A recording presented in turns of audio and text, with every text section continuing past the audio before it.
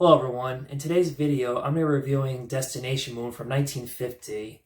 Here's my DVD of Destination Moon right here. Destination Moon is a sci-fi film that was made by Eagle Lions Classic. It's a sci-fi film where it's not necessarily about like an alien invasion or a big giant monster attacking cities or mad scientists. It's a basic movie about these astronauts that want to go to space and be the first people in history to land on the moon. The movie feels like a remake to George Méliès's A Trip to the Moon from 1902, which is considered to be the first ever science fiction film.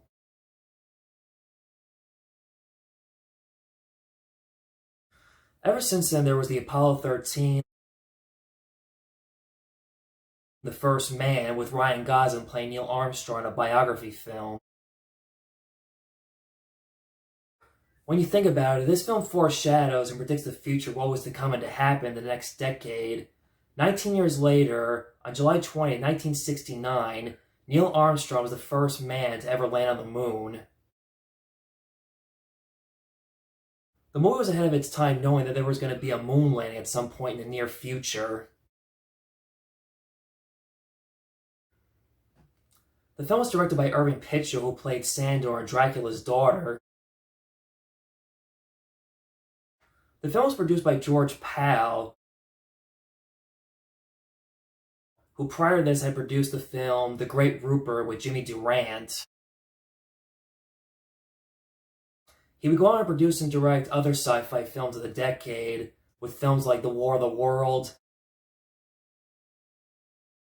When Worlds Collide, and H.G. Wells' Time Machine. It was also produced by Walter Lantz, who was uncredited for this film.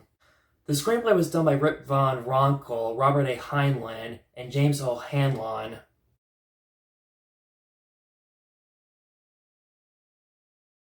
The movie stars John Archer, Warner Anderson, Tom Powers, and Dick Wyson in his first film debut. Destination Moon is about a team of aerospace scientists, an X-Force general, and industrialists. They conceive an ambitious plan to land on the moon. They construct a spaceship called Luna. Along the way, miscalculation of needed power to escape the moon's gravitational needed power. To escape the moon's gravitational pull may put the astronauts' lives in danger. The film was released on June 27, 1950, and made $5 million at the box office, and won the Academy Award for Best Special Effects back in 1950. When people think what was the star of the era of 1950 sci-fi movies, they think it was The Day the Earth Stood Still, The Thing from Another World. Those are good guesses, but honestly, this is the movie that set the stage and was the beginning of sci-fi movies at the start of the decade. What made this movie different from other previous sci-fi films, it was the first movie to have a space-traveling film. But that requires research and a debate on what was the first movie on space traveling. No one at the time had ever seen a movie like this. Audience at the time had never seen a movie where what it feels like to travel in space at that time. The movie has a documented realism feel to it. The first half is about being the construction of building the spaceship.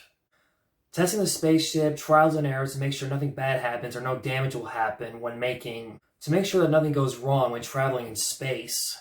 The second rest of the half is about the trip traveling to the moon.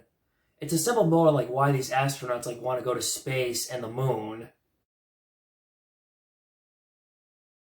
They want to make history on becoming the first people to have landed on the moon. Like everything else, it took time and patience. It's not like, oh, let's go to the moon. It takes time and years to make sure that everything goes right, no one dies and gets a lawsuit. If NASA just sent people to the moon all the time without making sure everything is safe, we'd have too many accidents and deaths and lose a lot of astronauts. The Woody Woodpecker animation sequence reminds you of something from Jurassic Park when they're watching a video on dinosaur DNA.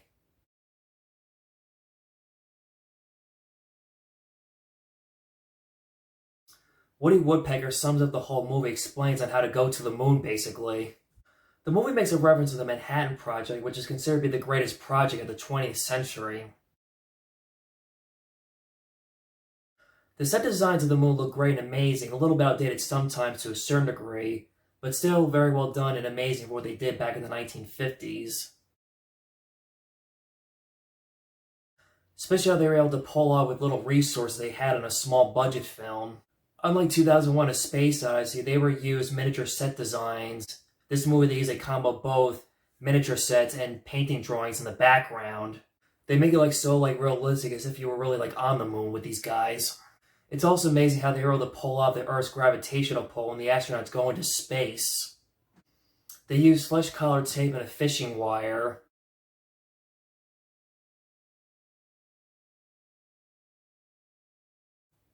They are interesting characters, but a little bit compelling at times. They're just average, ordinary astronauts who are just trying to accomplish something that no man has ever done before in the history of mankind.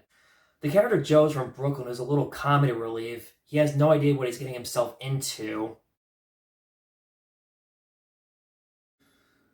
Joe had to replace a guy named Brandon who came down with a stomach ulcer, and he's in the hospital recovering from his stomach ulcer. The ending of this movie is very suspenseful. They have no choice but to make the trip short.